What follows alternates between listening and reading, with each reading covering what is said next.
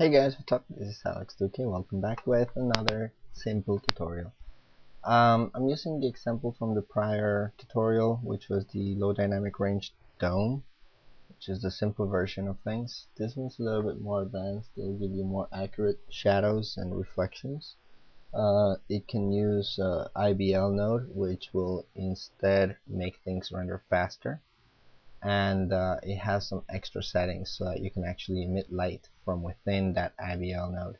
But why don't we start by knowing how to load it. So loading it is simple. If you go to the render settings, if you go to indirect lighting, you'll see your image-based lighting. If you hit create, then what it does is under lights you'll see a mental ray IBL shape. Now that mapping can be spherical or angular, and the type can be an image file or a texture, so you can actually make your own texture and just map it on there.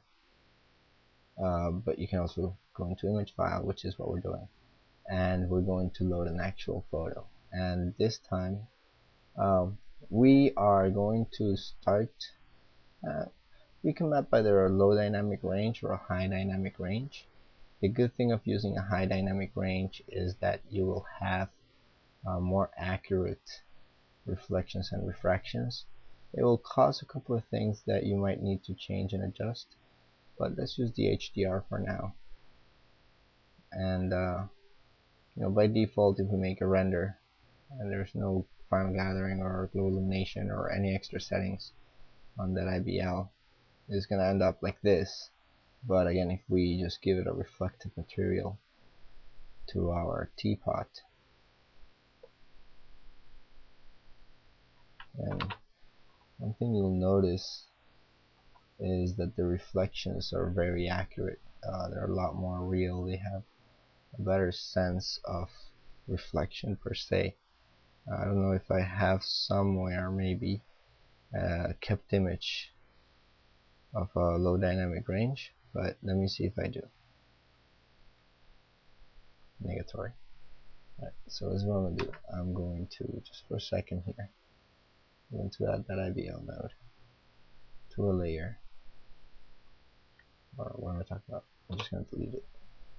Make myself a quick poly dome. You can see the comparison here.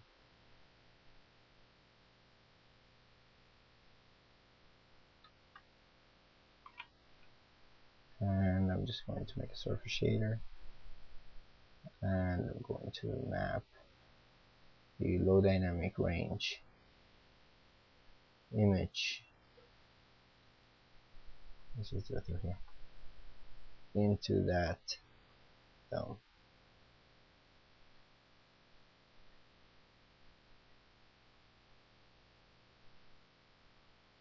Just going to add that dome to a layer, assign the surface shader to it, make a render without any light. And this is the type of reflections that we get here. And let's hide this for a second, and let's create our image-based lighting and load up our HDR here.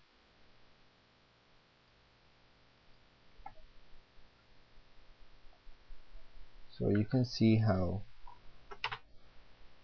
and the scale has a little bit to do, but mainly if you look at the tones, especially of the sun itself, you can see how this one is kind of like, I don't even know how to explain it. It's brighten up.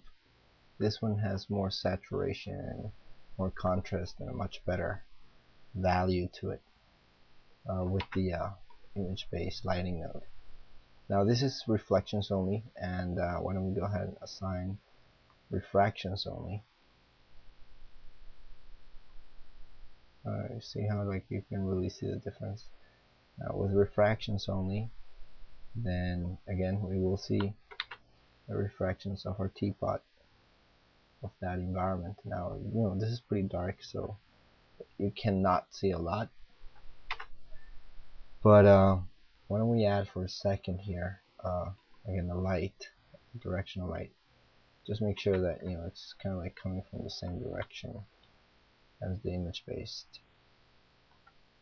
Now the image based node, you can always scale it if you want to be able to see it more, but my suggestion is try to keep it as big as possible. And if you rotate it, then that will change the placement. So like if I rotate it here, then the sun's going to be coming from there. The position, however, doesn't play any role or much of a role. So I'm just going to double check here, but I'm going to put this really high up. Now this was the render that we had of the refractions, and I'm going to make a render again of the same refractions. Oh, and I did add a light there, so just add that light to a render to a layer for a second, so there's no lights. So yeah, as you can see, there's no difference by moving the IBL node.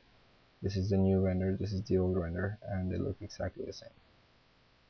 Okay.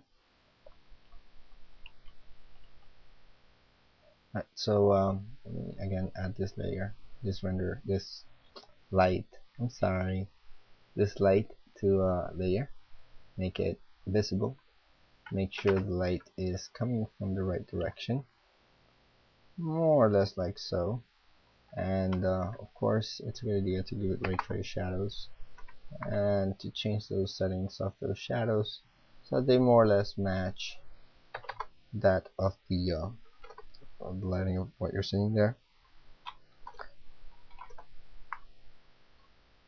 At the same time, I will change the color of the light a little bit so that it's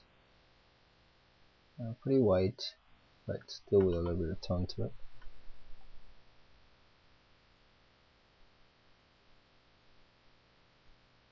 There we go. And let's see how that looks.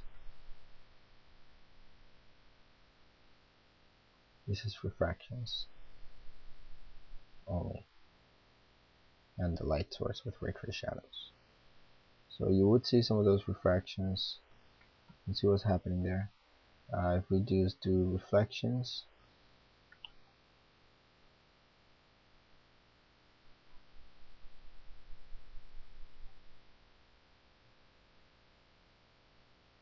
and you'll see how this is reflecting this main element and then that. And of course, once we activate final gather, then the result will be more accurate because the bounce is coming off that dome and it's got an HDR, so we will get a little bit more realism in the tone of its cast. I'm just going to hide that light for a second and give you only final gather without any lights. You can really see what I'm talking about. You can see how the tone really matches the reflection. The shadows themselves are a little bit more real, and this is just final gather. It's giving you a much more realistic render out of the box. But that's not the limit. If you select the IBL node, you can actually tell this guy under light emission, you can actually tell it to emit light. I'm going to take off for a second here the final gathering, and under the emit light you have quality, samples and low samples, and a variation of the focus. You also have the ray depth limit so that the shadows will be able to reflect or refract more times. Usually what I do, you don't necessarily need to change the quality, that will be based on a 256 by 256K map. The samples, what the emit light function does is that it adds random lights here based on whatever you see it's brighter or with a color and darker. So the more, these are always going to be high and low samples, or UMV can also be called, and same thing here. So usually what I do is I keep my samples to half that, 20 and 8, and then I take the low samples to 2 and 1. But you always have to play with it and make renders to test things out. But let's try those values, and I would even dare to take the quality a little bit lower. I'll make it 128, but 128 so that this render comes in a little bit quicker. Now you can see that this is gonna either disable or enable the backlighting. The lighting can emit diffuse, and you can also emit specular, and you can use or not use ray trace shadows. Now there's no lights on the scene because I have my light hidden, and there's no final gather either. Now the thing about this though is that it's a little render expensive. I'm just gonna, let's see, did I keep this image? Yeah. I'm gonna go back to the diffuse model, so it's the red one. Make a render.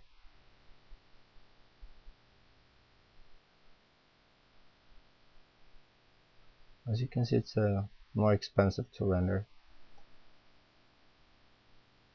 And, you know, the more accurate those quality and samples are.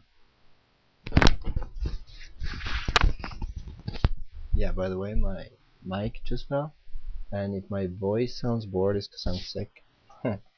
But you know, what can you do, right? Let's see how this render turns out looking like. What I'm going to do here is I'm going to pause until, oh, there it is. You can see a little bit of shadows. Wait, let's not pause it yet. Let's just see how it turns out. Now this is the diffuse, just diffuse lighting, or diffuse materials, so that you can see only the diffuse lighting of this setting, and you know, automatically you can see that you are getting some shadows. Like I said, the quality is low, and you're getting the direction of the shadows, and you can even see how it's trying to soften them up. So this would be like a little bit more physically accurate as far as rendering goes. And of course, if you give it final gather, then you will get even more quality, especially when it comes to the computation of the bounce of light. So you'll have a more diffuse light bounce, and that's just going to enhance the overall look. Sometimes it doesn't enhance it, it kills it, but however, it's worth giving it a shot and see what happens. Now I'm keeping everything as much as possible in default settings, so you can see how it's brightening it up and giving you a little bit of extra shadowing from that bounce. Let's wait for it for a second here.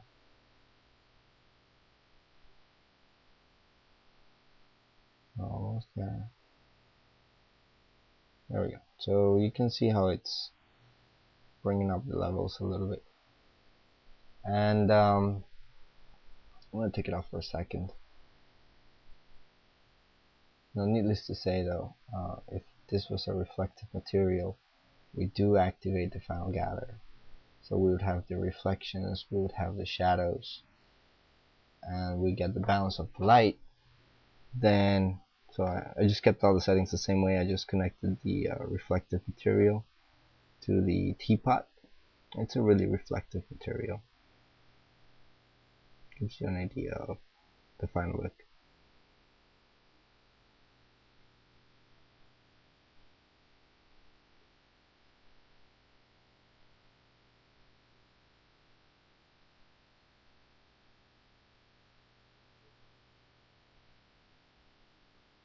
It's rendering. Come on, think. Rendering image. Just look at the progress bar or wait for a second.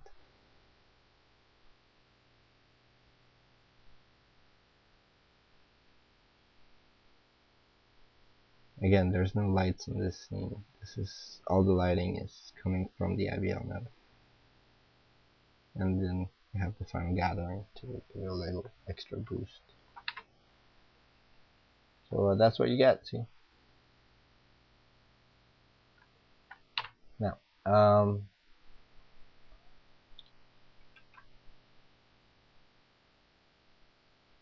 not going to, but you can always tell it to emit photons. So you know what that's going to do. And it's going to take some time if you do tell it to emit photons. As far as the rendering of this, if you look at the alpha, I'm gonna go back to a prior image. If you look at the alpha, this will be transparent, the dome, so you will have to composite unless you change some extra settings that I'm not gonna change here. And if you this is an HDR, but I'm sure you can find something that has more of a high dynamic range. The more of a dynamic range you have, the better the overall result. But yeah, that's pretty much an IBL node. I mean, it's like a dome, except that it has the option to emit light, and it has the option that you can change a little bit of the color gain, for example, if you want to have it to cast less amount or more amount of final gather. And that's pretty much it. I mean, the rest is just playing with it. So anyway, I hope you got a little bit out of this tutorial. It's very straightforward, very simple. And I'll see you next time. Bye. Bye-bye.